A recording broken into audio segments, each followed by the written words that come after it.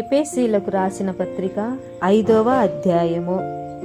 కావున మీరు ప్రియులైన పిల్లల వలె దేవుని పోలి నడుచుకునుడి. క్రీస్తు మిమ్మును ప్రేమించి పరిమళ సువాసనగా ఉండుటకు మన కొరకు తన్ను తాను దేవునికి అర్పణముగాను బలిగాను అర్పించుకొనెను. అలాగుననే మీరును ప్రేమ కలిగి నడుచుకునుడి. మీలో జారత్వమే గాని ఏ విధమైన అపవిత్రతయే గాని లోభత్వమే గాని వీటి పేరైనను ఎత్తకూడదు. ఇది పరిశుద్ధులకు తగినది. కృతజ్ఞత వచనమే మీరుచ్చరింపవలెను గాని మీరు బూతులైనను పోకిరి మాటలైనను సరసశక్తులైనను ఉచ్చరింపకూడదు. ఇవి మీకు తగవు.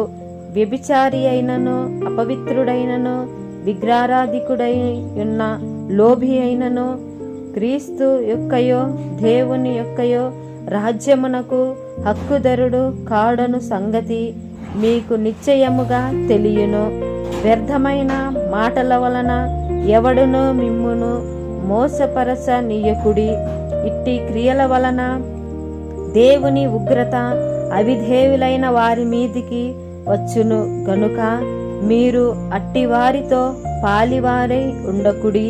మీరు పూర్వమందు చీకటి అయి ఉండి ఇప్పుడైతే ప్రభునందు వెలుగై ఉన్నారు.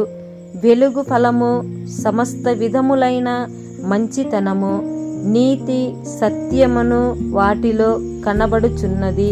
కనుక ప్రభువుకేది ప్రీతికరమైనదో దానిని పరీక్షించుచు వెలుగు సంబంధుల వలె నడుచుకునుడి. నిష్ఫలమైన అంధకార క్రియలలో పాలివారై ఉండక వాటిని ఖండించుడి.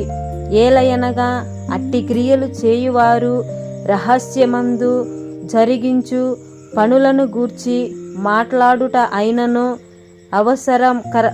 అవమానకరమై ఉన్నది. సమస్తమును ఖండింపబడి వెలుగు చేత ప్రత్యక్షపరచబడును. పరుచున్నది ఏదో అది వెలుగే గనుక అందుచేత నిద్రించుచున్న నీవు మేల్కొని మృతులలో నుండి లెమ్ము. క్రీస్తు నీ మీద ప్రకాశించునని ఆయన చెప్పుచున్నాడు. దినములు చెడ్డవి గనుక మీరు సమయమును పోనివ్వక సద్వినియోగము చేసుకొనుచు అజ్ఞానుల వలె కాక జ్ఞానుల వలె నడుచుకొనున్నట్లు జాగ్రత్తగా చూసుకునుడి.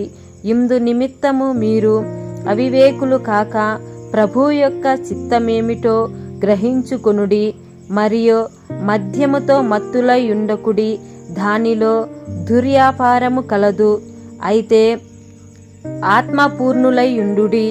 ఒకనినొకడు కీర్తనలతోనూ సంగీతములతోనూ ఆత్మ సంబంధమైన పాటలతోనూ హెచ్చరించుచు మీ హృదయములలో ప్రభువును గూర్చి పాడుచు కీర్తించుచు మన ప్రభువైన యేసు క్రీస్తు పేరట సమస్తమును గూర్చి తండ్రి అయిన దేవునికి ఎల్లప్పుడూ కృతజ్ఞతాస్తుతులు చెల్లించుచు క్రీస్తు నందలి భయముతో ఒకనినొకడు లోబడి ఉండుడి.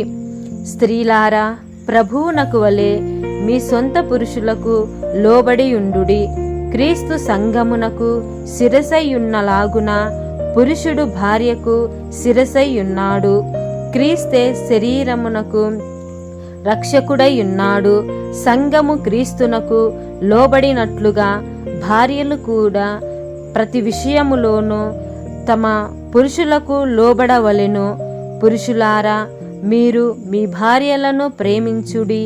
అటువలే క్రీస్తు కూడా సంఘమును ప్రేమించి అది కలంకమైననో ముడతైననో అట్టిది మరి ఏదైననో లేక పరిశుద్ధమైనదిగాను నిర్దోషమైనదిగాను మహిమగల సంఘముగాను ఆయన తన ఎదుట దానిని నిలవబెట్టుకొనవలెనని వాక్యముతో ఉదక స్థానము చేత దానిని పవిత్రపరచి పరిశుద్ధపరచుటకై దాని కొరకు తన్ను తాను అప్పగించుకొనెను.